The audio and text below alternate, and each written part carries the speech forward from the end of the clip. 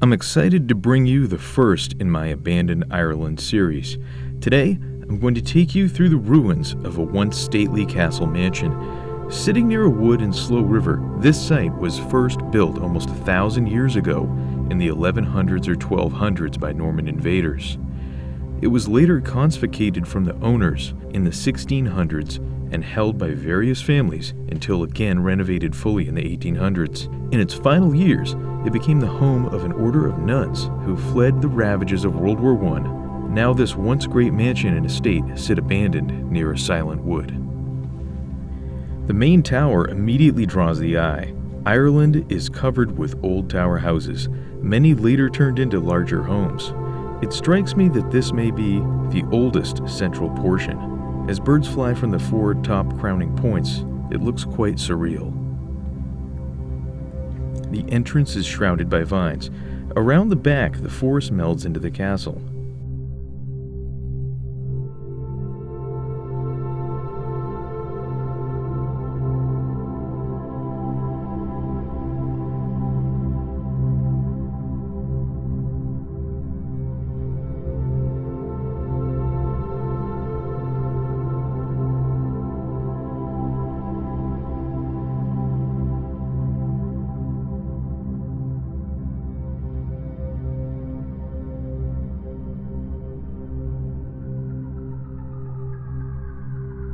Where vines stop and castle begins is hard to discern without knowing first.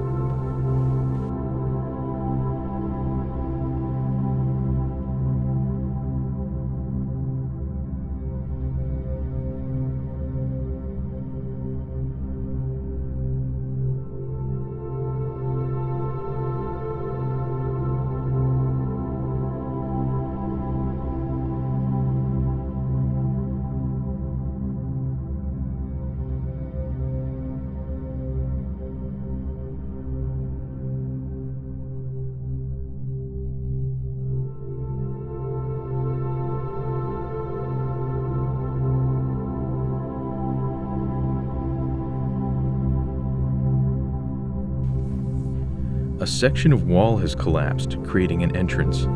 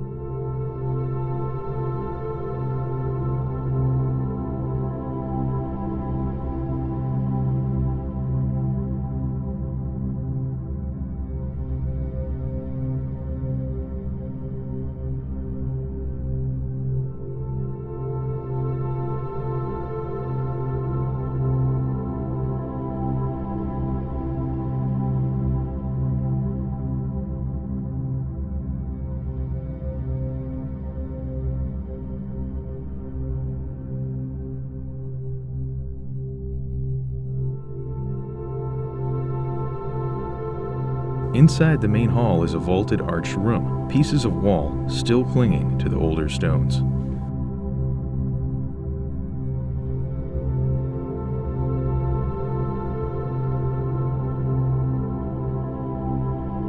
The Gothic architecture of the entrance arch is quite amazing. The portico to the entrance looks to be from a later date.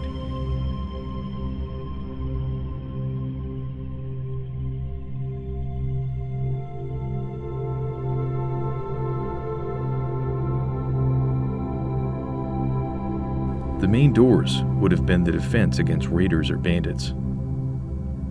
It is a distinct feature and worth a grand entrance to show you what it would have been like 100 years ago.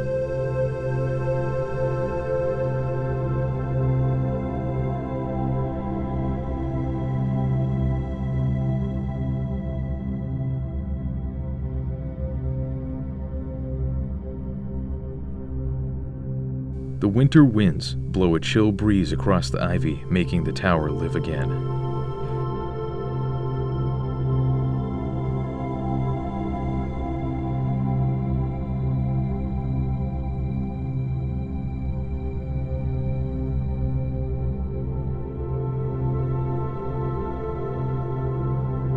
Dangers always lurk when exploring. I quickly point out that the collapse of the wall may have been recent. Pieces of plaster and stone hang from the vines and swing in the wind above, still attached.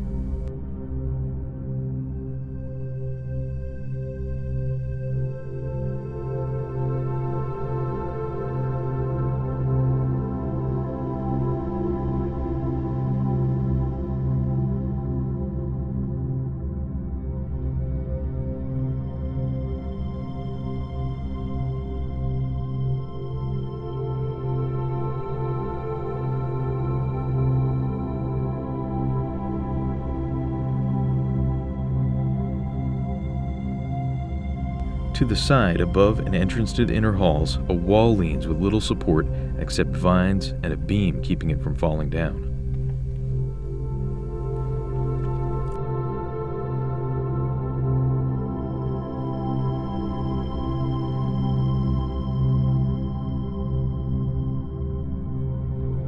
The main tower is comprised mostly of stone and some brick, while the outer areas are all brick and seem to be later additions.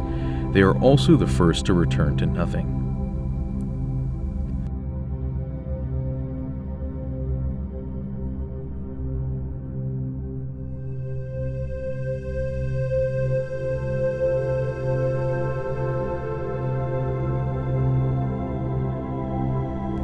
We must treat these places with great respect, and I'm happy to see this site, other than some scratched old writing, seems untouched.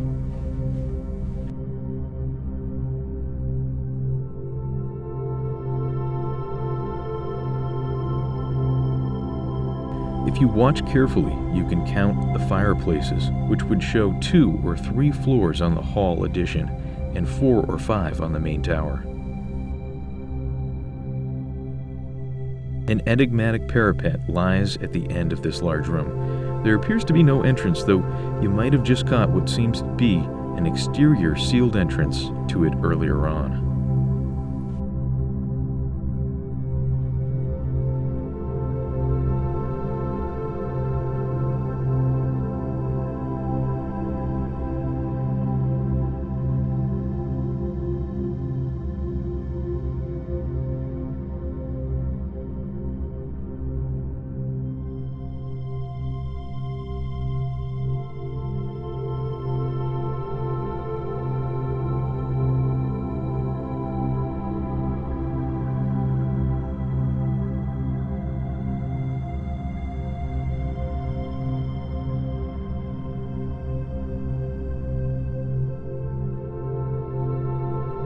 This section of hall seems a little older, as a mix of stone and bricks attest. Many rooms lead off the main hall, with the wind as the only guest.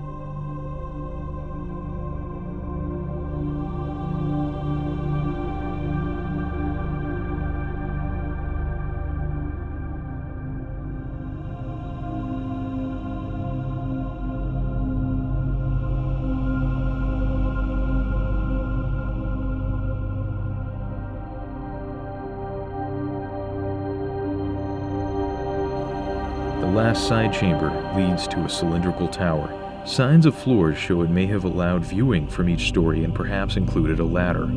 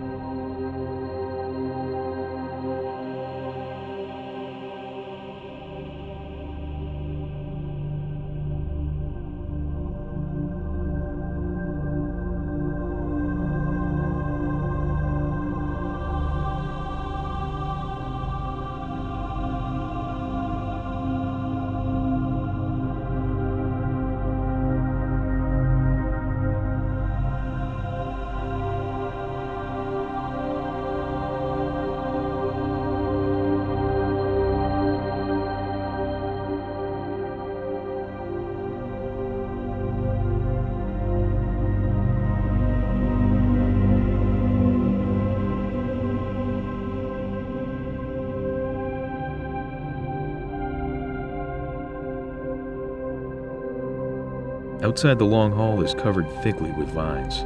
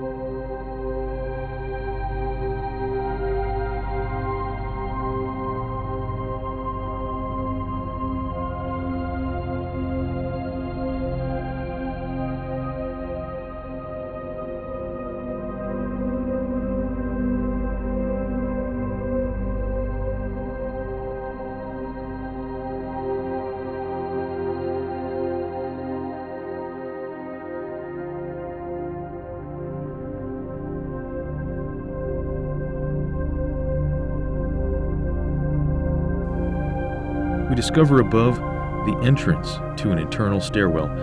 While part of the wall has collapsed and whatever wood access stairway that attached it is now gone, we managed to get inside.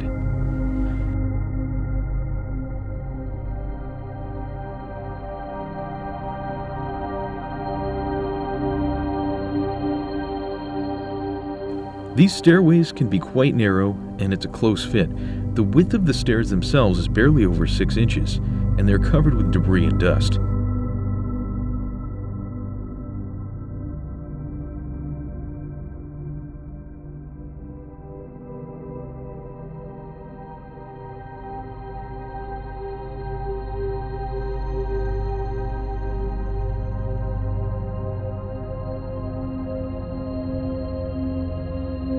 To the right, the unstable vault ceiling gives a glimpse of life inside the old tower. Large windows and fireplaces and other possible stairs up, now all highly dangerous.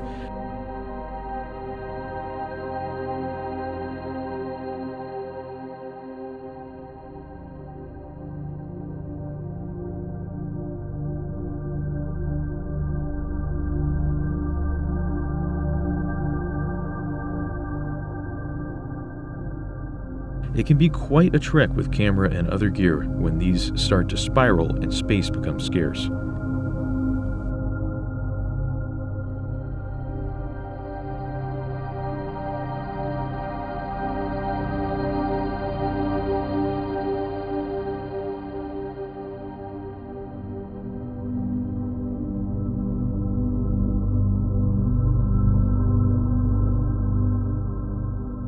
The view up the minaret shows a roof, and that these top levels would have been accessed likely by a ladder to use the windows far above, which would have given a sweeping view of the fields and nearby river and advance notice of trouble.